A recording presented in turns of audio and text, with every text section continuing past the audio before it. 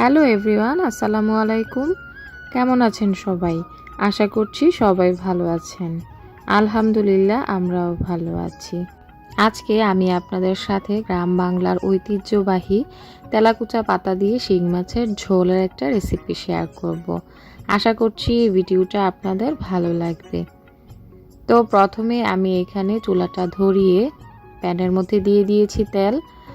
আর আমি এখানে কয়েকটা শিং মাছ নিয়েছি, দেশি শিং মাছ। সেটা আমি লবণ আর সামান্য পরিমাণ হলুদ দিয়ে মেখে নিয়েছি।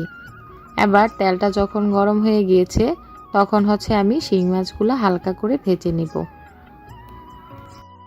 আমি শিং মাছটাকে হালকা করে ভেজে নিচ্ছি। আপনারা চাইলে না ভেজে এটাকে একবারে কষিয়েও রান্নাটা করতে পারেন।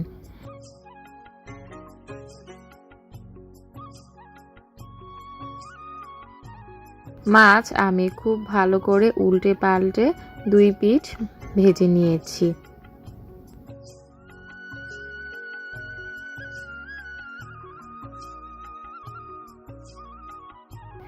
মাছ আমার ভাজা শেষ হয়ে গিয়েছে। এখন মাছগুলোকে আমি উঠিয়ে নিচ্ছি।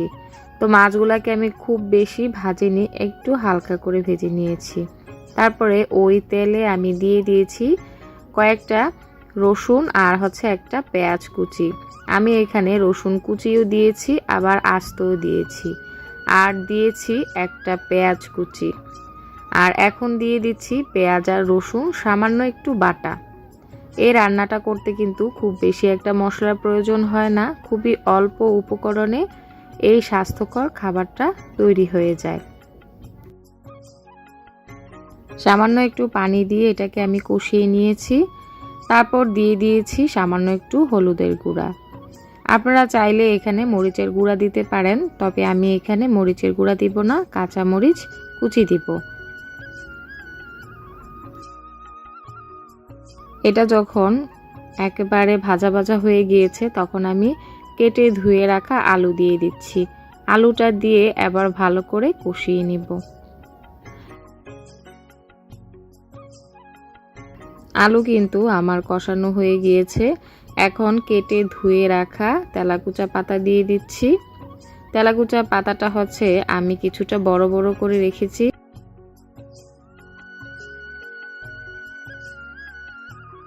এবার সব কিছু একসাথে ভালো করে নেড়েচেড়ে আমি কিছুটা সময় কষিয়ে নিব। কষানো আমার হয়ে গিয়েছে, দেখেন পাতাগুলো একেবারে চুপসে গিয়েছে। এখন এটাতে আমি কিছুটা গরম পানি দিয়ে দিব। আপনারা আপনাদের টেস্ট অনুযায়ী পানিটা দিবেন। ঝোল যদি একটু বেশি খেতে চান তাহলে পানির পরিমাণটা একটু বেশি দিবেন। এই তরকারি রান্নাতে ঝোলের পরিমাণ একটু বেশি হলেই কিন্তু খেতে ভালো লাগে। তারপর আমি মাছগুলা দিয়ে দিয়েছি, দিয়ে কিছুক্ষণ ফুটিয়ে নিব। এই তো তৈরি হয়ে গেল খুব সহজে মজাদার তেলাকুচো পাতা দিয়ে শিং মাছের ঝোল। তো কেমন হয়েছে আমার আজকের এই রেসিপিটা অবশ্যই কমেন্ট করে জানাবেন। আর যদি ভালো লেগে থাকে তাহলে প্লিজ আমার চ্যানেলটা সাবস্ক্রাইব করবেন। সবাই পাশে থাকবেন, আমাদের জন্য দোয়া করবেন। আল্লাহ হাফেজ।